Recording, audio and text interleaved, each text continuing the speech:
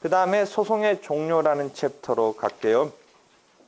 7-1이 소차의 효력에 대한 다툼, 제소금지가 나오는데, 제소금지 개념은 267조 2항에서 어제 채권자 대의 소송 갖고 한번 언뜻 설명했죠.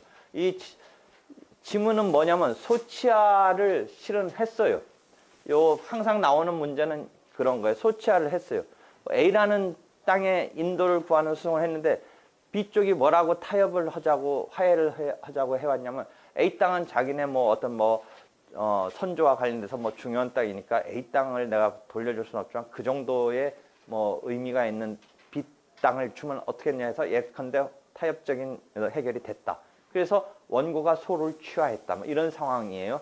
근데 알고 봤더니 B라는 땅이 값어치가 터무니없어서 A하고 이렇게 맞대응할 급이 아니었다. 속았다. 이랬을 때 어떻게 하느냐. 소치하라는 소송행위에 민법의 107조, 108조, 109조의 사기, 강박, 착오 이런 규정에 적용을 할 것이냐 아닐 것이냐의 문제인데, 기본적인 입장은 아니다라는 거죠. 실무적 입장은 민법에서의 법률행위에 있어서 의사표시의 흠에 대한 규정이 소송행위에는 없다. 즉 소치하라는 소송 계속의 소급적 소멸을 가져오는 이 소송행위는 그 의사의 흠결에 대한 규정에 적용이 없다는데, 이제 실무는 완벽하게 없다라고 하기보다는 재심에 있어서의 형사상 처벌받을 행위가 451조 1항의 5호에 재심 사유가 있기 때문에 그런 정도의 준한 취급은 해줘야 되는 거 아니냐. 기본적으로는 사법행위와 똑같이 취급할 수는 없지만 판결로서의 개개의 소송행위가 집적돼서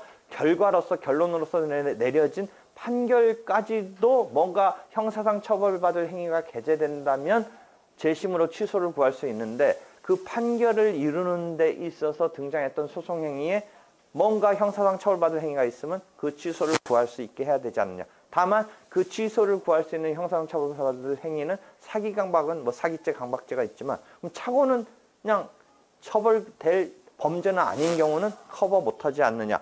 거기에서 그래서 한술 더 떠서 소송행위에도 아예 그런 의사표시의 흠결에 대한 적용을 과감하게 하고자 하는 입장까지도 학설상은 등장하고 있다라는 거죠. 그래서 그 흐름상 거기까지 이해하면 되죠. 근데 여기에 소치하를 했지만 그 구제는 이제 그 자체의 흠, 사기, 강박 당했다, 속았다, 이런 것으로 처리하는 거 말고 또 하나 구제 방법은 어떻게 되느냐? 동일한 소송을 그건 할 수 없이 어쩔 수 없는 것으로 치부해버리고 다시 한번 내면 어떻게 되느냐인데, 앞사건이 1심에서 끝나버렸으면 다행인데 앞사건이 1심에서 원고가 승소했고 그래서 피고가 항소하고 피고가 항소심에서 그런 제안을 해서 원고가 항소심에서 소를 취하했다. 여러분이 항소심에서 소취하랑 항소심에서 항소취하를 구별해야 돼요. 항소심에서 소취하는 1심까지 다 없어지는 거고, 항소심에서 항소를 취하면 1심이 이제 없어지는 게 아니라 1심은 살아있으면서 만약 항소기간에 도가 있으면 확정이 되는 거죠. 그 차이를 이해해야 되는데, 지금 항소심에서 이제 상대방의 타협안에 대해서 수긍하고 소취하했는데 아까 말한 대로 A 토지와 B 토지를 대신해서 한다라는 데에서 터무니없는 것 때문에 지금 문제를 삼으려는데, 그러면 요 경우에 있어서 좀 아까 같이 의사의 흠결을 적용하느냐 마느냐 문제로서 돌파구를 찾는 게 아니라 아예 소치하는 어쩔 수 없는 것으로 치부해버리고 다시 별도로 다시 시작하면 어떻게 되겠느냐의 문제로 생각해봤더니 제소금지효가 문제가 된다라는 거죠. 다만 이때의 제소금지효는 동일한 사건이더라도 이런 속아서 그렇다라고 했을 때 제소금지에서는 특유한 요건이 하나 있어요. 분쟁 해결을 필요성이 있다라면 동일한 사건이라도 제소의 금지에 걸리지 않는다라는 요건이 하나 있기 때문에 그것을 잘 구성한다면 이런 류의 상황에서는 동일한 사건을 또 내매 있어서 제소 금지의 그 요건을 동일한 어떤 사건이더라도 다시 구제를 해줄 필요성 등에 뚫고 들어가서 제소로서 가능한가 아닌가, 이런 두 번째 방식이 이제 생각될 수 있어요. 그래서 이 문제는 어디든지 기존 사법시험 시절에 자주 등장하는 문제였기 때문에 여러분들이 아울러 이해해 두세요. 그래서 7-1이 이해됐고요. 7-2는 이제 제소 금지의 원칙과 제소전 화해의 효력인데, 제소전 화해라는 것은 재판상 화해로서 확정되면 확정 판결과 동일한 효력이 있다라고 해서 220조가 그 관련되는 조문이에요. 화해조서, 청구 포기 일락조서 등은 확정 판결과 마찬가지 효력이 있다. 220조가 관련 조문이에요. 그래서 220조 때문에 조서화되면 제소전 화해조서는 재판상 화해는 그 화해 내용이 조서화되면 확정 판결과 마찬가지 효력이 있다라는 220조가 있는데, 결국 확정 판결과 마찬가지 효력이 있어서 기판력이 있으니까 451조를 준용하는 461조 다음에 461조가 제목이 재심에 준한다, 준재심에서 이런 확정 판결과 마찬가지 효력이 있는 화해 같은 것에 재심에 준해서 그 취소를 구할 수 있도록 배치하고 있어요. 그러니까 이게 제소전 화해나 청구 포기 인락 조서가 조서화되면 확정 판결과 마찬가지 효력이 있고 461조에 의해서 준재심의 대상이 되니까 이게 그 성질에 대해서 소송행위서를 뒷받침하는 논거로 쓰이는 조문 등이에요. 만약 이게 소송행위가 아니면 뭐 의사표시의 흠결이 거기다 게재시켜서 그 취소를 굳이 준재심 이런 단계로 격상해서 생각할 필요 없이 그 자체의 사법행위의 취소처럼 생각해버리면 되는 건데, 의사표시의 취소처럼 하면 되는데, 그렇지 않다고 보는 입장에서는 220조와 461조가 소송행위로 보는 논거가 되고, 그 다음에 기판력이 발생하는 논거가 되고 하는 것이죠. 220조와 461조가.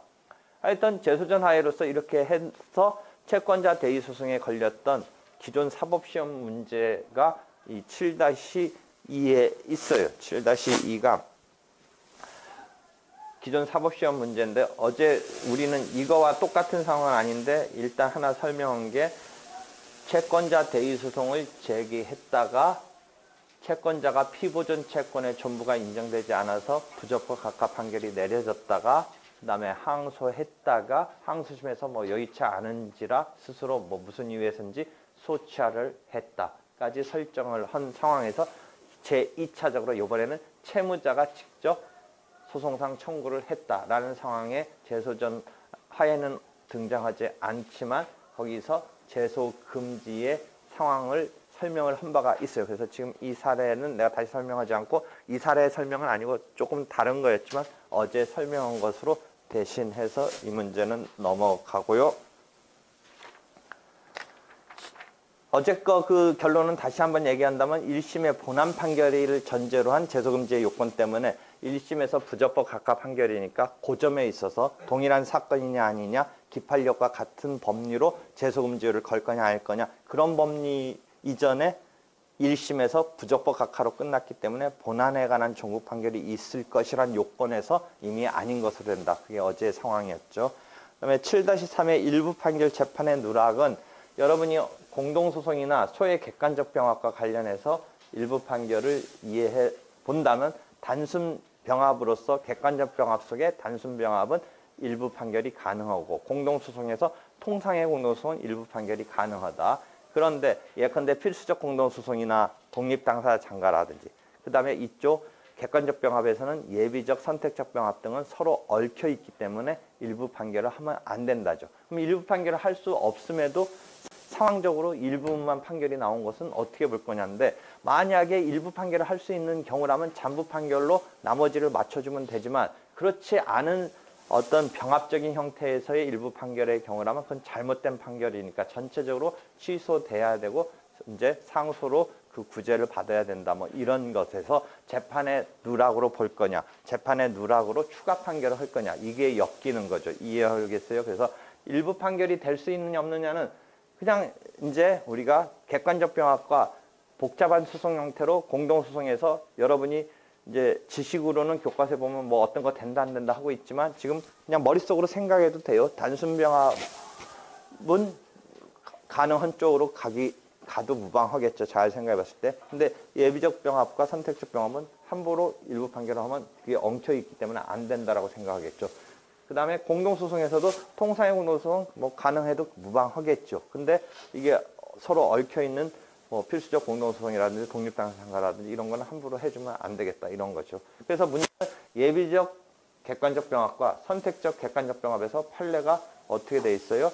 일부분만. 즉 예비적 병합의 주관적 예비적 병합은 또 아까 70조가 본래의 예비적이라는 의미에서 이제 변화가 있는 예비적 선택적 공동소송인데 객관적 예비적 병합에서의 예비적은 뭐예요? 어떤 게 그런 경우에요? 계약이 유효함을 전제로 매수인 입장에서 매도인한테 매매 목적물 내놔라. 근데 매도인이 뭐라고 트집 잡으면서 이 매매 계약은 무효다 뭐 이런 식의 주장을 하기 때문에 아예 한 절차에서 네 말대로 계약이 무효면 내가 대금 치른 것을 원상 회복시켜라. 뭐 이런 청구를 붙인다라는 게 예비적 병합이죠. 다시 예비적 병합의 틀은 계약이 있었기 때문에 매수인 입장에서는 대금을 치른다고 매도인이 뭔가 이유 때문에 이행을 안 하기 때문에 재산권 이전 의무로서 인도를 청구하는데 이것은 그러니까 계약이 유효한 걸 전제로 하고 있는데 이쪽이 뭔가 계약이 무효 사유, 뭐 취소 사유 등을 주장하면서 자꾸 버티니까 그렇지만 자기 입장에서는 이 계약이 이제 유효하다고 생각하고 있어요. 피고 측은 계약을 체결했는데 그 뒤에 뭐가 틀어져 가지고 이 계약이 없었던 것으로 처리되는 게 뭐 자기한테는 더 의미가 있는지 자꾸 계약이 무효라고 하는 거예요. 그러니까 매수인 입장에서 그렇지만 1순위로 유효를 전제로 그 재산권에 대한 인도 청구를 하고 예비적으로 네 말대로 무효라면 이 계약이 무효라면 뭐 원상 회복을 하라든지 하는 취지에서 청구를 들어갔을 때 이것을 객관적 예비적 병합이라고 하는데 이때의 예비적은 주의적 청구가 인용될 것을 해제 조건으로 요 말이 딱 이제 그 틀에서 쓰이는 거죠. 근데 공동소송에서는 지금 이제 그게 70조에서 2차적인 피고에 대한 또는 2차적인 당사자, 즉 2차적인 피고, 2차적인 원고에 대한 어떤 부분에 대해서 본래의 예비적이라면 주의적 당사자에 대한 판단이 있으면 예비적 당사자에 대한 판단으로 갈 필요 없는데 거기서는 70조 2항이 판결을 하라라고 했기 때문에 본래의 예비적이라는 말을 거기서는 이제 그런 의미로 쓰면 안 되는 것이죠. 하여튼 이쪽 객관적인 상황에서의 예비적 병합에서 주의적 부분이 인용되면 예비적 부분에 대한 판단을 하면 안 되고 주의적이 기각되면 예비적으로 판단해야 되는데 주의적이 인용됐을 때 예비적 판단하지 않은 것은 그 예비적 병합의 본질상 일부 판결한 게 아니라 제대로 된 판결인데 지금 문제는 주의적 부분을 기각하면서 예비적 부분에 대한 판단을 하지 않았을 때 주의적 부분이 기각되면 예비적 부분에 대한 판단이 들어가야 하는데 아니한 채 끝난 것에 대해서 어떻게 처리할 것이냐가 문제가 됐었는데 지금 이 상황은 일부 판결이 가능한 상황이 아니다. 아울러 선택적 병합이 이 상황을 만들었을 때 역시 일부 판결이 가능하지 않다라는 것에서 이제 그 문제가 터져서 재판에 탈루로 볼 거냐, 누락으로 볼 거냐 재판에 그게 판례가 계속 나오는 거죠. 그러니까 그 점에 대해서 주의하면 돼요. 그래서 그런 것 등을 물어봤고요. 7-3이